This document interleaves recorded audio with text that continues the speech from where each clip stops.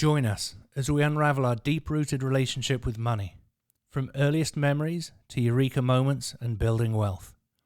Birth to Net Worth, with me, Tristan Trenberth. Hey everyone, welcome to another edition of Birth to Net Worth. Welcome to my wonderful friend, Forrest Blackburn. He's been in the business of real estate with me for some time, and we've just become great friends the last few years. My pleasure to welcome him to Birth to Net Worth. Welcome, Forrest. Thanks for joining us. Thank you. Thanks for having me. We've been talking about it for a while. We have. Yeah. Suddenly it's come around all of a sudden. No, it's great. So, well, let's get started, Forrest. So, as we talked about, this is really a conversation about money, people's relationship with money through their lives, how it changes. So, tell me about your first experience, your first memory of money. Wow. We're going way back, aren't we? I was fortunate enough to grow up in a well-to-do family. My dad was in real estate. I'm actually fourth generation real estate. That's right. So my dad was a commercial broker and developer. His father before him was a broker and developer, and his father before him. So you're all broke. Yeah, we're all broke. Yeah. But growing up, there was a major shift in real estate in the 80s. And, my dad did exceedingly well. And, I remember it was mostly land, is what he was doing. And he was really doing wholesale before it was even a term. I mean, I remember being 3 or 4 years old, going out on appointments with him. Yeah. And, he would do things where he would go and tie up, maybe an 8-hole golf course with land around it. And then he'd put together all the plans. And, map it all out with permits and everything to be an 18-hole with a country club. And I remember one, it had 287 modular units around it, and it was all mapped up and ready to go. And then he'd turn around and sell that to an investor. Yeah. All packaged together. So I used to go out on those appointments with him all the time. And I remember these high dollar amounts that they were being thrown around. And, when you're that age, it really doesn't matter. Yeah. You're thinking about what's the next toy you're going to get. And what do you have to do to get it? Yeah. Which was, I will say, a very important thing that my folks ingrained into me, that, things you don't just get things, you have to do something and do well, or, it's a reward, and that followed through with school. As I got older, good grades meant cool stuff, and I always had cooler stuff than everybody else. There was the labeling of being spoiled, but really I worked for that stuff. I put in the time to be able to earn those things. But as the real estate market kind of, came to a halt after Reagan was president and everything kind of changed, there was a fallout, and my folks went through some hard times. And I remember my dad moved out. I'm born and raised in San Diego, so I grew up in San Diego, and he had to move out to Salt Lake City for about 8 or 9 months, maybe a better part of a year. And he was brokering land for telecommunication and cell phone antennas. That's what kept things moving. But it was at that time, seeing what that put my mother through, that from being a queen to being, watching pennies and clipping coupons, that I really started to realize that, wow, money really matters. Yeah. It doesn't just matter on getting cool stuff. It matters on survival. Yeah. And I was about 12 or 13 when he was doing the Salt Lake City thing. Maybe I was younger than that. I was younger than that. But that's when I really started taking notice of money being an important factor in just living, and being able to experience life. We would go on these lavish trips, and it was great. But then that all came to a stop for a minute. Everything turned back around again. Everything goes in cycles. But that's really when I started realizing that, money was important. And, my dad, being a third generation, successful realtor, was always telling me, hey, you can always do real estate. And at the time, I was just getting into doing, theater and TV and commercials and things. And that lit me up. That was going to be, that's what I'm going to do, and not knowing the competition that's involved in that, and that very few people make it, but I was going to. Hell or high water. There was no ifs, ands, or buts. What's a plan B for when plan A is obviously going to work out? But he was always talking about real estate, and my mother was always pushed back on that. She'd say, John, real estate's too up and down. I don't want that for him. Yeah. And I knew at that point why, because they'd gone through these hills and valleys. So, and real estate, to me, the idea of real estate, getting into real estate was getting into residential real estate. And to me, that felt very, I don't even know if people use the term anymore. I guess I'm dating myself, but very suede shoe, very, very catty. It was being in a residential real estate office was, kind of the glorified, car sales position in my mind, my mind. Yeah. So I shied away from it. It wasn't anything that I wanted to get into. And I did well. I did okay in, music and acting, and Capitol Records paid me very well for a while. But I didn't have an importance on money at that time. So all that money that I got, I partied away. Yeah. I have those experiences, and most people don't have those experiences or the stories that I have to share, which is kind of novel, and make for some interesting conversations for sure. But it didn't invest in anything that has a return. Yeah. And when my grandmother passed away, I had saved up some good money from acting, but when my grandmother passed away, she left, a fairly sizable inheritance. So I put everything together and I purchased my first house. And I was 19 years old, and I purchased my first house in Burbank, California for cash. I put about $48,000 or $50,000 into that property. Yeah. New kitchen. It was built in the 20s. So new kitchen, new bathrooms, new pretty much everything. Big garage conversion into a recording studio, because that's where I was. I finally seen it. I ended up selling that a couple of years later and did a 1031 exchange into a condominium in Orange County, California. And that was really my first experience personally in real estate. Transaction. But again, all I was doing was just living. You know what I mean? I wasn't looking at real estate as to make money. Yeah. I was still, head up my ass on all this acting and music stuff. Yeah. So it wasn't really a vocation. It was just something to do. And it made money, and I took that money and I put it into a record label and lost it all. And again, the entertainment industry bit me in the ass again. But through the entertainment industry and coming out of Capitol Records and then working for the UFC out in Las Vegas, in between there, I worked for Paramount Pictures doing marketing. And we were losing a lot of our budget, or our budget was being reallocated, I should say, to this new digital medium on Google. Yeah. Facebook wasn't really a thing yet. It was still the MySpace days. I'm dating myself, I know that.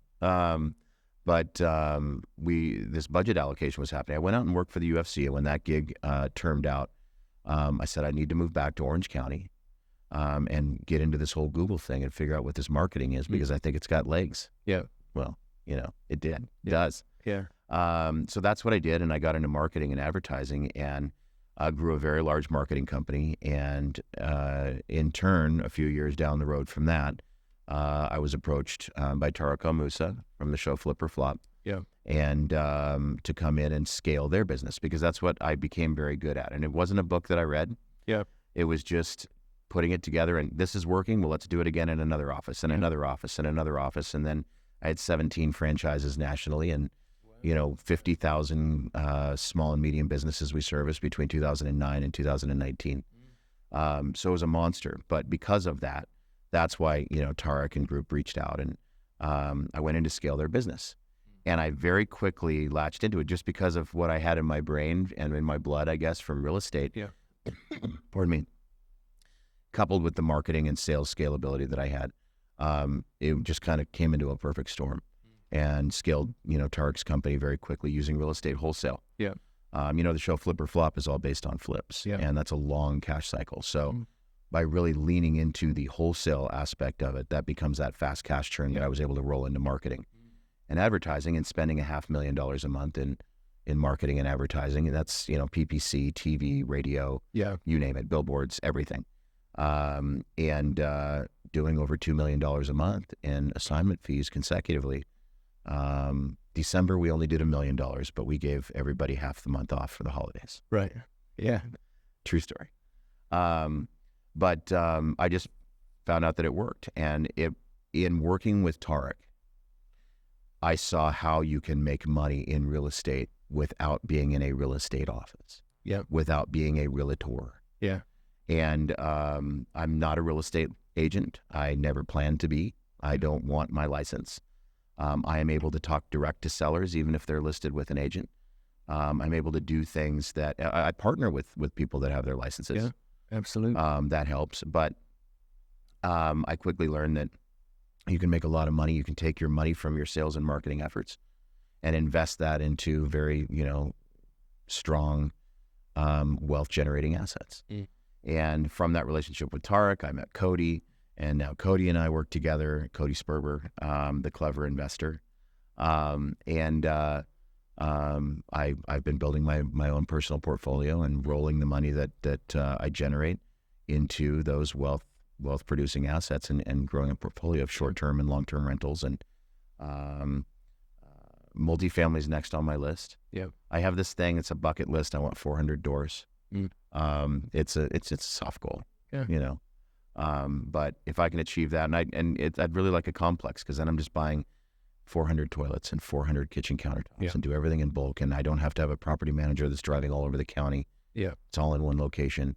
So that's really something that I want to do. But it wasn't until I really, saw the ups and downs of money as a child that I really started grabbing that money was important. And moving forward into real estate, it wasn't until I got into really in Tarek's orbit where I really started to understand everything that my dad was saying that I was very closed-eared about. I look back on that and I kick myself, because had I listened to what my father was saying, and maybe he wasn't saying it right. I'm a demonstrative learner. So if you tell me something, I maybe get it. But if you show me, that's a different deal. And Tarek definitely showed me those things. So I owe a lot to Tarek for that. But that's when I really understood that making money and having money is a safety blanket. But being able to take that money and invest it into something and making your money make you money, as opposed to you just working to make money. Those were probably that's probably the big changing point for me. So your parents, let's go back to their kind of perspectives on money. Obviously you were raised, as you mentioned, they were doing pretty well when you were young. Were they savers? Were they investors in assets at that point? Or were they just living in the spoils of, active income through listings, brokerage, deals, that type of thing? No, my dad was very investment minded. My mother, on the other hand, was very spend minded. So, my mom loved to spend money. It was kind of a drug for her, tragically enough. And, she, once my father got of age where he wasn't able to really produce anymore. And, as you're a 1099 and everything is an independent, it's up to you on whether or not you want to have 401ks and all of those things. And he did not. So when he stopped working, the money was just there to be pulled from, and she pulled the hell out of it. And to the point where the last few years of their life, they had to sell all their houses. We had houses. We had a 7,000 square foot house in Puerto Vallarta that was just amazing, with 2 pools and an elevator, and Laguna Beach. That house was unbelievable. They had 3 in the same gated community in Laguna Beach. Cause. And 3 different places in Palm Springs at the same time.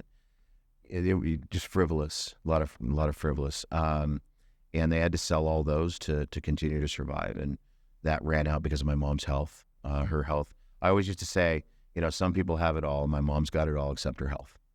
And she had health problems most of her life. And those health bills were very expensive. So all of that money ended up going out the window, to the point where I was paying for a rental in Palm Springs, a little rental that they lived in. And, tragically enough, I lost them both last year, about 4 months apart in that house. And that was a real tough pill to swallow. It still is. I say this to my students. I say this when I'm on stage: money comes and money goes. But, the knowledge that we gain never goes away. But then it comes down to what you do with it. Absolutely. And I think that also spills over into money. When you do have money, when you are on a run, what do you do with it? Do you just hoard it and spend it? Do you blow it on gold sinks and marble columns and flashy cars and jewelry? Because you can't take that with you. And and sure, you can pass it on generationally, but there's depreciation like crazy. Whereas with real estate, there's appreciation. And it's an entirely different, way to invest your money. I learned that because I went from kind of this prince to pauper with them, and had to reinvent myself and make that money to be able to then support my parents who had always, blessed me and supported me. So it was a very major change, in my ecosystem. And that was another hard pill to swallow. Reinventing yourself is not easy. And when you have to take care of loved ones, especially the people that you look up to and that have always taken care of you, it's a change. Yeah. It's different. Yeah. So, but, so my mom, my dad wanted to invest, and before he could invest it, she'd blow it on something. Mm-hmm. Yeah. It was frustrating to watch, and frustrating for my dad too. Yeah. Yeah.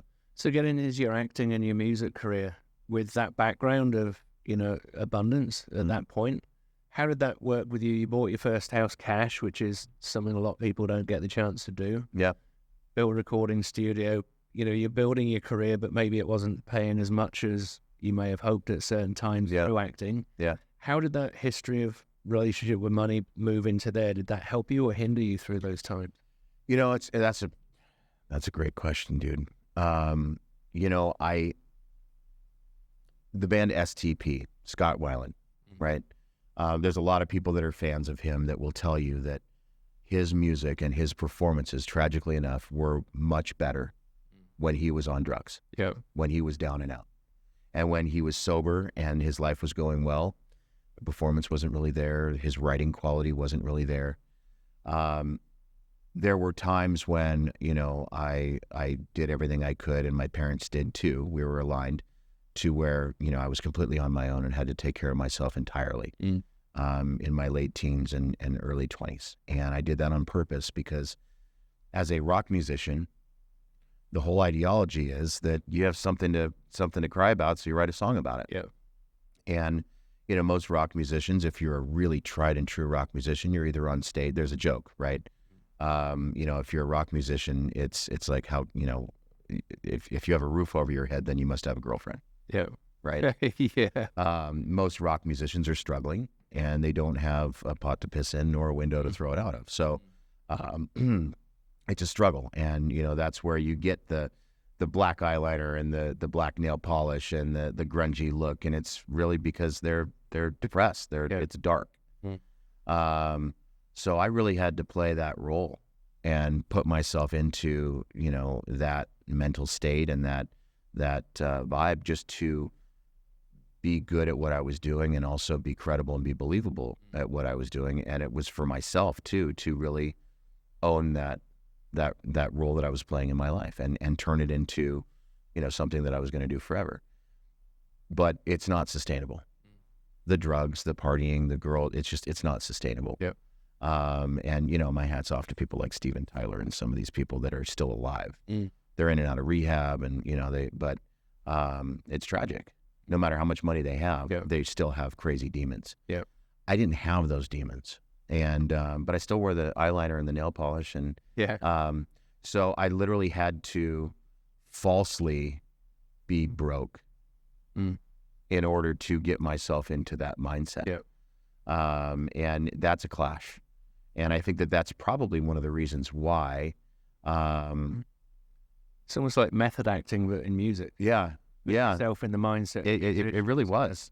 And I think that could be, maybe I'm right or wrong, I don't know, but that could be a reason why I wasn't able to fully commit. You don't see me, I'm not all sleeved out and tattooed out, and I don't have a heroin problem. And I guess maybe if I'd have gone to that dark place, then maybe I would have had to stick with music and had to stick it out, and I would have been on a street corner asking for money while I play a song, and then maybe somebody discovers me.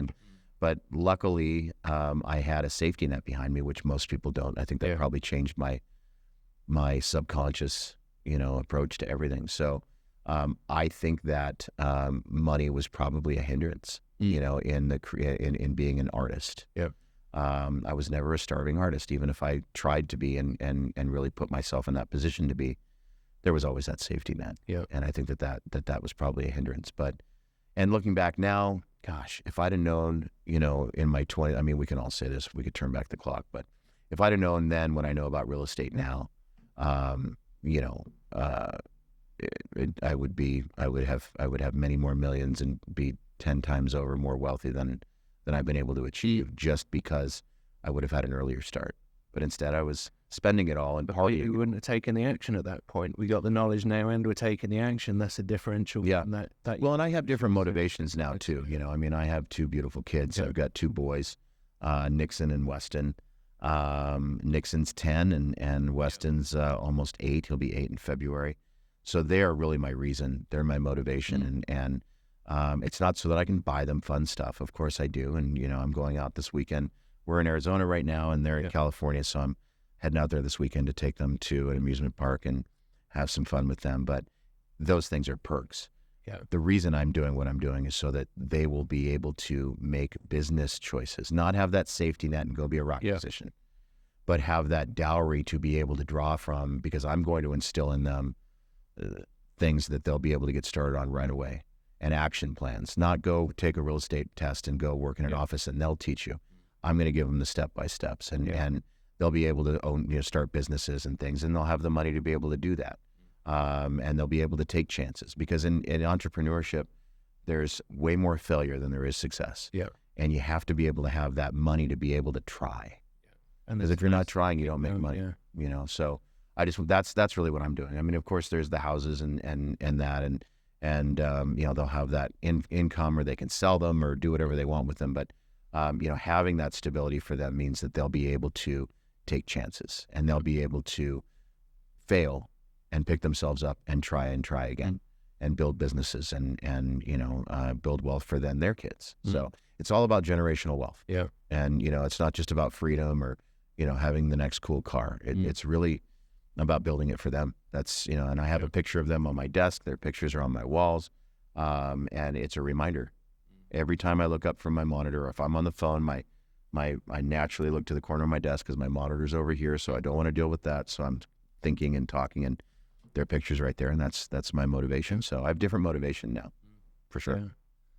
So that's a great segue. So, you know, at this younger age, is there anything you're doing to sort of help them on, you know, get that financial literacy at this point in life? If they had, you know, allowances and different things like that, where they've got some responsibility around something that they can handle it in a certain way that gives them experience of making a bad decision, making some good decisions, and maybe saving or investing. How are you working with them on that? So they're two entirely different kids. Yeah. Nixon is going to be he and Elon Musk are best friends. Yeah. Elon, it's Elon. You know what Elon said today? No, what did Elon say today? He wants to be a CEO. Yeah. That's what he says, and he is already doing that in school. He has a bunch of the kids at school that are working for him, and to set this up, yes, I do have expectations for them, and they have to do certain things, and you know, we call them KPIs, but they have to, you know, have their bed made. They have to go to bed at a certain time. Yeah. They have to, if they're doing all these things that are, you know, the kind of the rules, so to speak, then they get rewarded. And those rewards can be, you know, like Weston, he wanted a new Oculus VR headset. And he was hitting me up every single day for that. And the answer was always the same. You know, have you done this? Have you accomplished that? Have you hit this? Have you hit that? You know, as far as grades and attendance and helping his mom at home and things. So, and he did. And so he was rewarded with that. And Nixon, my 10-year-old, he wore a Gucci tracksuit to photo day a couple weeks ago that he bought with his own money.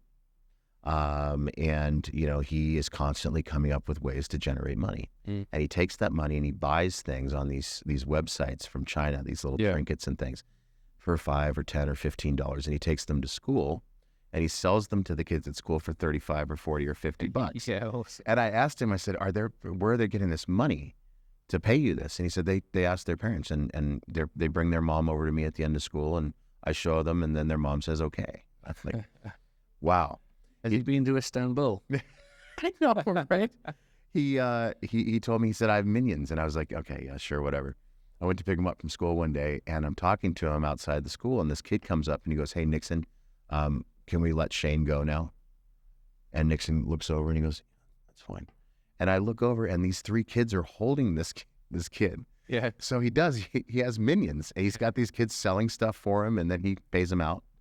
So you know, and he understands that because I've always taught him that, you know, you make money by creating money, and you do good things, you get rewards, and then you take those rewards and you can turn that money into more money. Yeah. And that's what he's doing.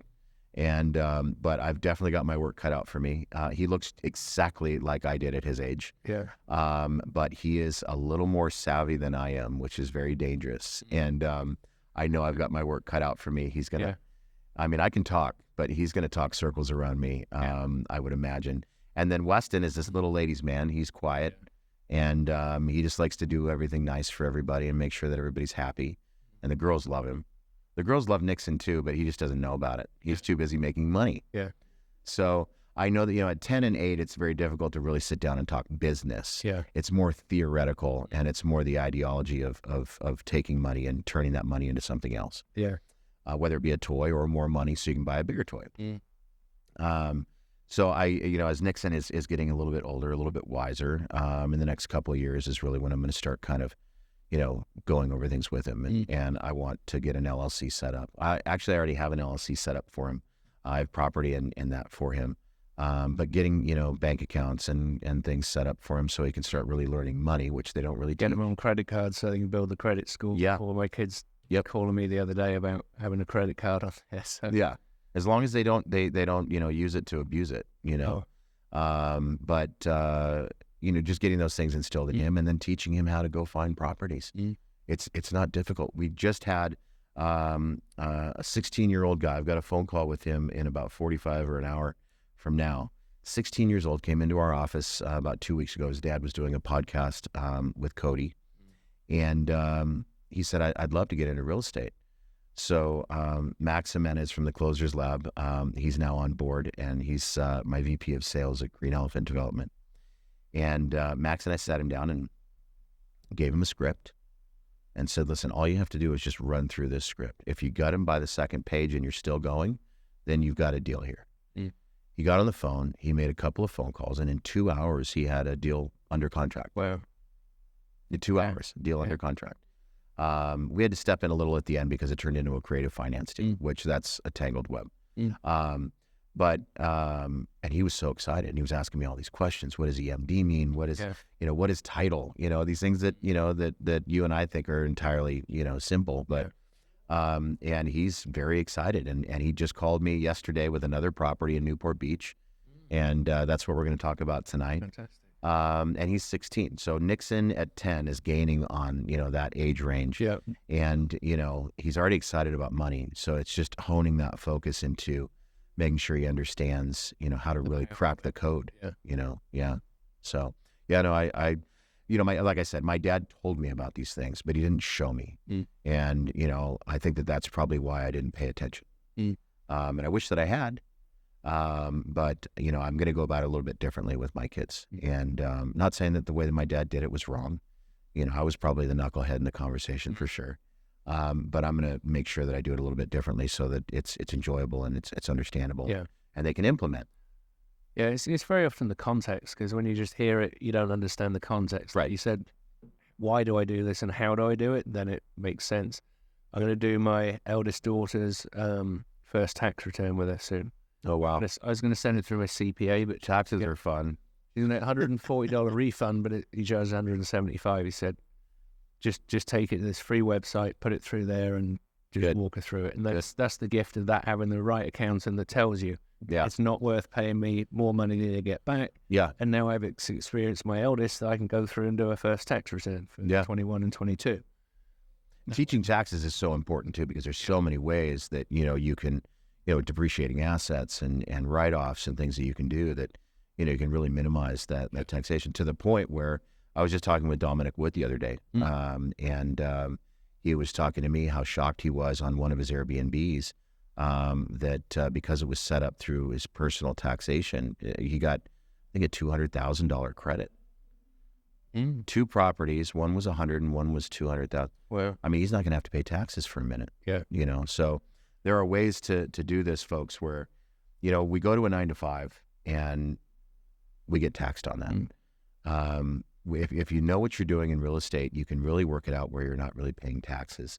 Robert Kiyosaki has a story where he purchased a building for $1 million, held onto it for 10 years. It was then worth $8 million. And he went to the bank and said, give me $6 million. And they gave him $6 million. If you sell an asset for $6 million, you're going to have to pay taxes on that. If you work and you have a job, you're a celebrity and you get paid $6 million to do a movie, you have to pay taxes on that.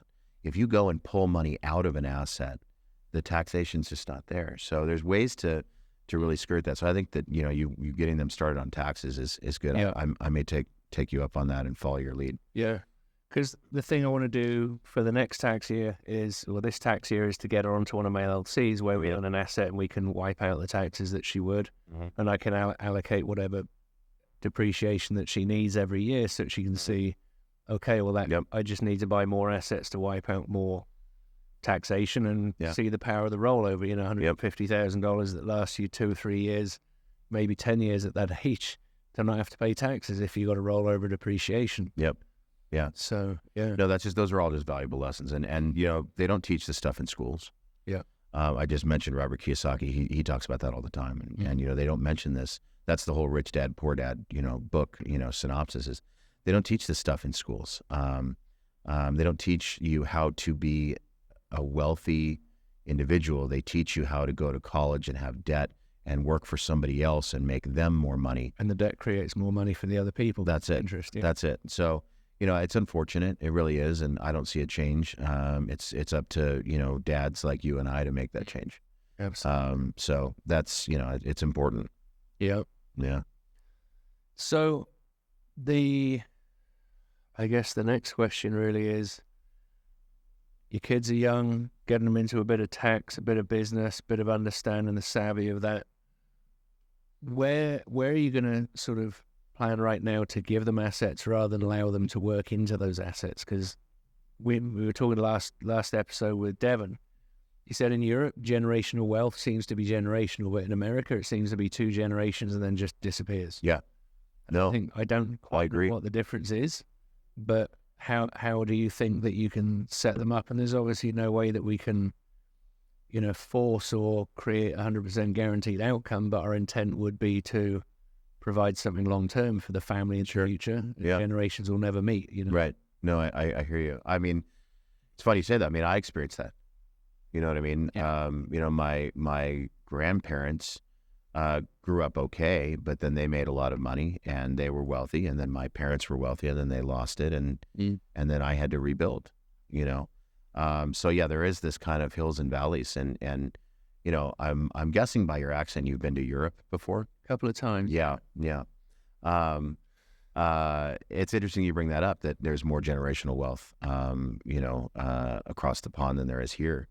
And I wonder if that has something to do with Americans just being so, such consumption heavy. Everything is consuming, that, shiny object syndrome and having to have the newest and greatest thing. Yeah. Instant gratification. Or maybe it's because we have, maybe our egos are larger than the rest of the world and we think it'll always come back to us, or we're bulletproof. So we take, we blow it. Or maybe the availability of debt rose so quickly over here. Yeah. But it was the economy. It created a false sense of security because the boomers came through. There was a lot of money that they generated through their lives and still generate. Yeah. But then there have been those, the big depression was a big drop. But it's been, maybe the cycles have been bigger on this side of the Atlantic generally than the other side, but there are definitely similarities. Yeah. No, I think also too, I think we're headed in a path where, and this is just, with my ear to the ground, that there's a lot of government that is buying properties and buying up properties. And I think that the availability, say, 40 or 50 years from now for anybody to become a property owner, 100% property owner, may change a little bit. You may have to go into a pool with a government, type of, institution, but who knows? But as far as, setting these things up, for my kids and things, I have, trusts, and I'm very tax sheltered. I have trusts. I have LLCs that are owned by trusts, and trusts that are owned by other trusts that are offshore, Belize and Panama, and find me. Yeah. It's very difficult. I mean, even my watch is in the trust. Everything that I have is in the trust. And that keeps my everything that I earn and everything that I generate protected, and it can't be touched, and it's for my kids. So having, building a portfolio and having properties, and I've got properties that are in Nixon's name. Next is Weston. And those properties have renters, and the mortgage is being paid by rent, whether it's short-term or long-term. So there's really no payment to cash flow, but those are being paid off and over time. And by the time either I'm gone or, it's time for them to step in, those will be free and clear assets that they can either, again, like we were talking about what Robert Kiyosaki did, you pull that money out and not have it be taxed and invest it into something, or sell the asset. Of course, you're going to have tax bills, so you want to do a 1031 exchange into another property. But they'll have that availability to be able to do that. And and again, this is on me, if I give them the proper education and guidance to not lose too much in the experience of growth, and trial and error, then they'll be set. And those wins that they do have after, they've learned from failure, I always call it failing forward. We celebrate our wins, but we learn from our losses. I always use the analogy of if you and I were going to go somewhere and we were in the car, and we took a left down a new street, and we were going really fast, but there were speed bumps. Next time we went down that street, we'd know to go a little slower. Pardon me. And we learned from that, and now we know how to handle that road properly. So, setting them up with properties and setting them up with, proper accounts and taxation and knowledge I think is what's going to enable them to weather storms and grow and build wealth. And that's kind of where I'm headed. Yeah. I think the velocity at which they get to handle those types of assets or cash is important, that it builds in a steady way. Just looking at mine, it's going to be one asset that makes sense, and they can clearly see how that equates to tax savings or other people paying debt for you. Maybe it's house hacking. I'm looking for probably a 10 to 20 to 50 unit right now in Phoenix, just so I can put them in there. Now they're 18. The younger one probably move in somewhere similar. That's a beautiful idea. That way they live in the asset. They won't tell anybody that they're the owner of the asset. Sure. Just live there. They live there, and everybody else is paying the mortgage for them. And they can just look and thank you very much and be grateful to everyone. Yeah. Well, that's what I did. That first house that I bought, I moved a roommate in, and then when I did a 1031 exchange into, and again, these are free and clear. So it's not like I had, mortgage to worry about, but literally that was my income. That was my cash flow. And the same thing when I had the condominium in Orange County. I went through a couple of different roommates, friends of mine. And obviously they knew I was the owner, unlike, the scenario we were just talking about, but that was my cash flow. And it was a beautiful thing. So, if you can get a duplex or a triplex or something and live in it, and then everybody else is paying your mortgage as tenants, you can't go wrong, and then it's rinse and repeat. Once it's paid off, then, you can either pull money out and go and do it again. But yeah, that's beautiful. I think that's a great idea. Yeah. I think there's so much that goes on. And I think, like we said, some people just get it too quickly. They don't get the hang of, driving at 30 miles an hour or 15 miles an hour on the, with your training wheels. Do you know what I mean? It's like getting you past that. You can fall off a couple of times, but, a lot of conversations that come up is, do we share struggles with the kids? Whether it's an emotional struggle, a financial struggle. Obviously, you experienced that with your parents, where there was riches to almost rags in some senses. But you were very visible. That was very visible to you, and you were a part of that process. I look back the last 10 years. I've had an emotional struggle and financial struggle at times. There have been better times than others. But I haven't armed my kids with seeing all of that through. So there's a light at the end of that tunnel necessarily. So, a lot of people only show them the good side. But, do we start the kids out on very little or nothing, so they understand what being grateful for the basics are, and then grow from that point? But I think, they really take on who we are. And that's always why I refer to the questions of, how was your dad and your mum different with money? We then understand how we've got two perspectives that form a perspective on money instead of just one, and it might be one parent. but it's very unusual that both parents from the last 20 years, 30 years have been in complete alignment with money. Sure. So it's interesting to know where we lean, where we see the problems with spending too much or investing too much. And well, I think that I definitely treaded on my mom's side for probably too long. Yeah. And was quite frivolous. But again, that was also kind of the role I was playing and the job that I had. I was a rock musician, and if you're not partying, then you're not successful. Yeah. And then now I'm very much very similar to my dad in a lot of ways. And when my mom passed away in April of 22, my dad and I became closer than we ever were. Yeah. And my dad was the best man in my wedding. So we've always been very close. And when I grew up in San Diego and I was an actor in LA, it's a 2.5 hour drive when you factor traffic each way. And he was driving me to these these auditions for these TV and movies and things, and that was sometimes 5 times a week. We'd be in the car doing that. Yeah. So you can't get any more supportive than that. And so I know that my dad was always in my corner, and he was always he was at every show, and he was always rooting me on. But when he got so stuck taking care of my mom, and you're never really stuck when you're with the person that you love, but it was tragic to see because, he still had a lot of life to do and could have enjoyed it, but he stayed by her bedside for years. And when she passed away, there was just it's like I had my dad back, and we had the very close relationship. And then 4 months later, he ended up passing away from a absolutely out of nowhere heart attack, which is why now I'm so focused on my health and in the gym every morning now. And this is new, folks. It's been 3 weeks every day working with this trainer, and I've got some very hard goals, and I'm very sore every day, but no pain, no gain. So I'm very focused on what I'm eating, and it's not because it's narcissistic. I could give a shit about that. I've never had a problem walking into a room and getting attention or making friends or meeting a new girl because I didn't have 6-pack abs.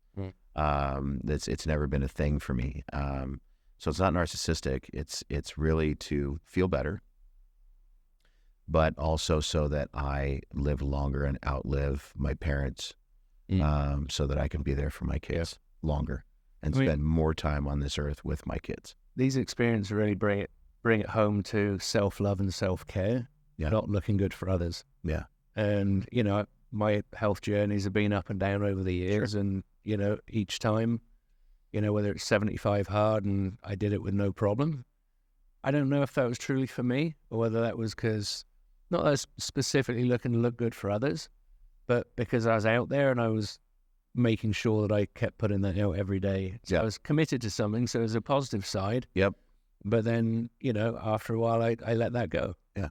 And, definitely health concerns with others bring it home and ring true to, is this for you? Yeah. Is this a choice? Or is this just something that's passing? And it's not always easy to tell. Like I was saying, like my dad and I really had this crazy, very strong, I started working out here about 1.5 years ago with Cody in Phoenix. And, I'm born and raised in Southern California. I lived in Vegas for 1 year when I was working for the UFC, but otherwise I've always lived in Southern California my whole life. So it was a big decision to move out here. And the reason I did that is so that I could build wealth and learn. Again, knowledge is power, and that's something that never goes away.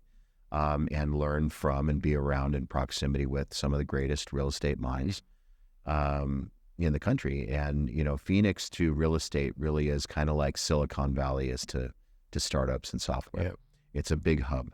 And all the really I'd say 90% of the greatest minds in real estate are here in Phoenix, ironically enough. So that was a big part of my decision because, again, it was future-minded to be able to gain that knowledge and then be able to build out these portfolios and grow, generational wealth. So I was on the phone with my dad every day after work for an hour and a half and telling him what I'd learned and going over things. And this was right up until, he passed. That's why we missed the call that night. And that was, that was really hard to go through. But, and, he was kind of my compass, on a lot of things. So that, again, kind of came to a reinvention where, it's crazy to think, as somebody who's always been a child of somebody, that I don't have parents. I remember that very moment. I realized that with my mum in 2017. She passed away. I was with both my brothers, and just, each of us took some time to ourselves, went for a walk, and I just realized that last generation's gone now from, my direct family, and it was a stark realization. It is. It's crazy to swallow. It's a lot. But it's given me again more motivation. I guess one of the things that really changed was I did a lot in real estate to make my dad proud because of his background in real estate, and it was so ingrained. And so, I remember he called me after I was on Real Estate Disruptors with Steve Trang, and he said, "Boy, Steve really wanted to talk a lot about Tarek." He's like, "Why do you want to talk about Tarek so much? Why do you want to talk about you?" And obviously that's entertainment, and that's fun to talk about. But he was always very supportive, and he was always very glued to it. But everything that I did up until his passing was really to make him proud. And I almost didn't know that I almost felt like I don't know if I'm going to continue in this, because at this point, where's my cheering section? Where's my, who do I take a bow for? And, being in the theater and growing up that way, you always do a great performance. So at the end, you can get a standing ovation. And my dad was always that standing ovation or that constructive criticism. And so it was very difficult. And I had to, kind of push through that. And really, again, coming back to my kids, that's, now what my ultimate motivation is. And that's in your own corner, isn't it? It is. And, they don't understand what daddy does. They just know that daddy's off making money, and daddy's building this for them. And they see me on jets and yachts and crazy stuff that we all do as in our community, because we're fortunate enough to be around those kinds of environments. But, they think that that's cool. Yeah. And that deserves, some applause. Yeah. But, the bank accounts and the houses and stuff, that's over their head. Yeah. They just know that they're comfortable and they're taken care of. But that right there is really my standing ovation. The fact that they are so comfortable and that they don't, stress or want or worry for things, or, they're never like asking, hey, is it too much money if we were to do this? Or I'm afraid to ask because I know that's going to be a lot of money. Yeah. They don't look at money like it's a bad thing. They look at, they understand that daddy's working hard so that we can have a great life. And they respect that and they appreciate that, and that admiration, that's my encore. That's really, what I do it for. Yeah. So I'm very careful with money. Of course I have fun and of course I have nice things, but I'm very careful with money and making sure that I'm never outside of my means, and I'm always reinvesting that money. Somebody once said if, and I forget who it was, it may have been Pete DeBest, Tarek's partner, who's a brilliant mind. He said, if you have money in an account and you call yourself an investor, you're not an investor. So, really making sure, and Grant Cardone talks about that too. He says, as soon as he's got a bunch of money in there, he immediately puts it in something else and goes and looks at an almost empty account and says, gosh, I got to work harder and get more money in. And then he does it again, flushes it out into an asset and rinse and repeat. So, there's a lot of mental conditioning there, I think, but, they're my motivation. So, it was them and my dad, and then my dad, left us and moved on to a better place. And, I just want to be healthy and be able to spend. I felt like my dad got taken away too early, even though he was 77 years old. I think that, had he minded his health earlier on in his life, he never did. My parents didn't work out. That's probably why I grew up not thinking about it. They never went to a gym. They had friends named Jim. That was about as close as they got. Yeah. Yeah. So it was never really a part of my life. And because it was never a part of their life, they had health issues, and they died what I feel was, 10 or 12 years too soon. Yeah. And I want to be able to spend that extra 10 or 12 years with my kids and be there for them. Their kids. And their kids. Yeah. I mean, my dad only got to know my kids up until they were 6 and 9. There's a whole lot more life to go through there that he, unfortunately, misses out on. So I don't want to miss out on that with my kids. So it's very important to me. So health has become, a big part of the journey. And it's not just focusing on business and scaling business and growth and money. Now it's personal development, and because health. that's now the other thing that the kids will notice, that you're trimming up and you're. That's the goal. Those things, that'll be natural for them to see. Oh, that's the whole thing. They could go to the gym or swim. Thankfully, their mom, she works out all the time, and she's very healthy and in great shape, and so they see it from her, but they haven't seen that from me. So I need to, really drive that point home. So again, it's maybe there's a little bit of selfishness to what I'm doing because I want to spend more time with my kids.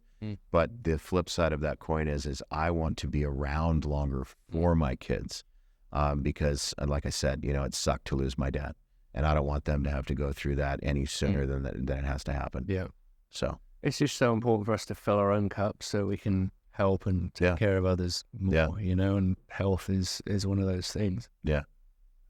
Brilliant. Well, thanks for such a great conversation, Forrest. It's gone some wonderful directions, and we always have so fun. Pleased to spend time with you, always. We spend too much time on the phone talking about amazing things, and you're always there for me, and we've had some amazing conversations, so I knew that we would probably gabble on too long as it is, but thanks for having me. I really appreciate it. Thank you so much. And Tristan is one of the greatest humans alive, so happy to be on your show. Appreciate you. Yeah. Well, thank you, everybody. See you on the next edition of Birth to Net Worth. This has been Forrest Blackburn. Look out for, I'm pointing that way, it's probably that way or that way, but somewhere there will be some titles afterwards, and we'll have some contact information for how to follow YouTube, Instagram, and see how you can stay in touch with Forrest. Thanks again, Forrest. Thanks, Tristan. Follow the links to Forrest. Check out his work, his music, his real estate, his scaling skills in Fortune 500 companies and beyond. It's great to have good friends on the show. See you on the next edition of Birth to Net Worth.